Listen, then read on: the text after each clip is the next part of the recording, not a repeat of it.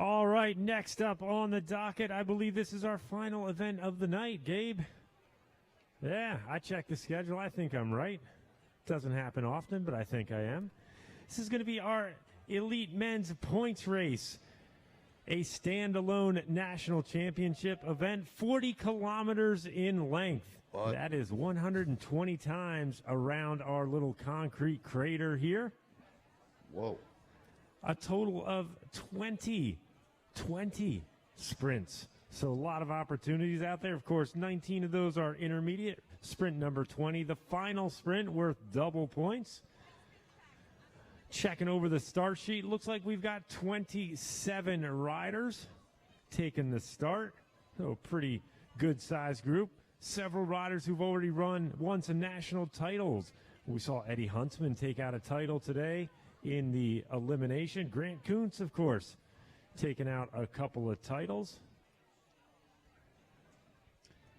You notice top tubes have numbers taped to them, some of them, so because there's so many sprints, it's hard to keep track. Yeah, that gets tricky. It might work for the first 5, 6, even 7 sprints, but at that point, you're kind of out of your mind. Your heart rate's through the roof. You're cross-eyed. You're drooling on your stem. The last thing you want to think about is when is that bell going to ring next?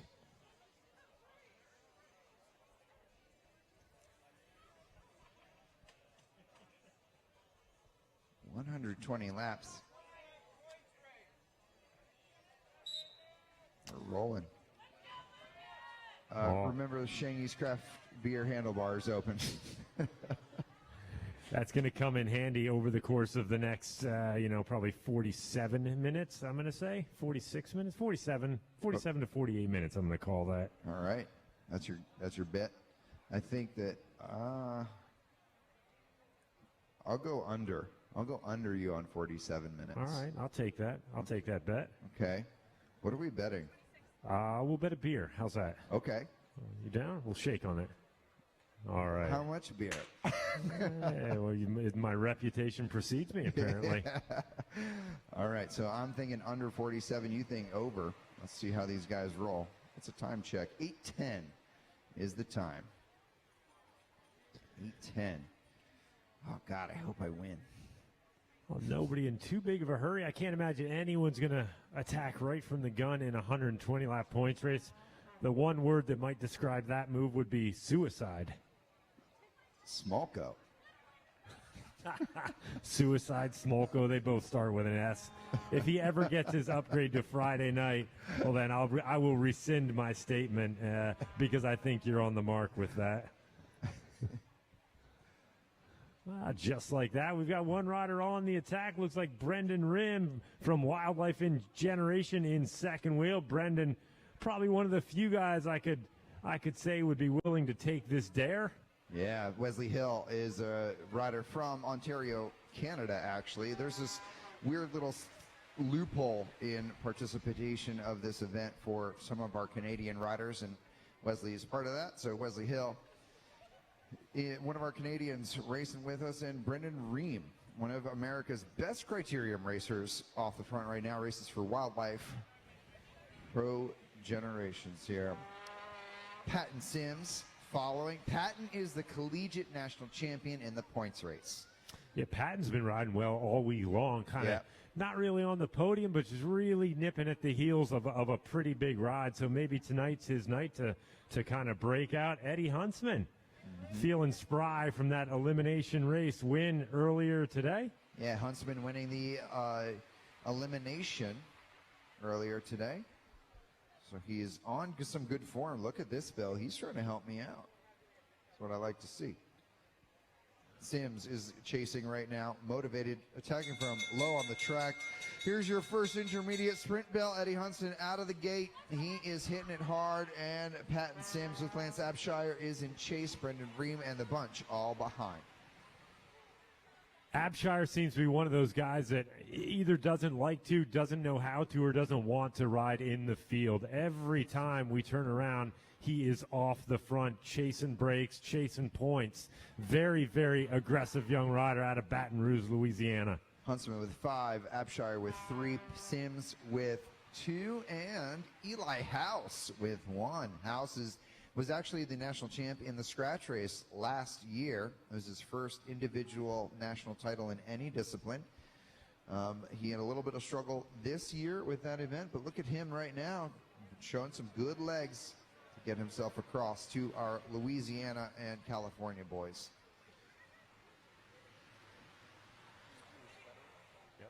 Jonathan Fretter, one of our Texas Roadhouse riders, trying to make his way up. Things starting to split just a little bit. Got, looks like about 7 riders in the front. Brendan Rim not liking the composition of that, so he's going to hit the front of the group, make a little bit of effort to bring it back. We talked about Rim and his road background.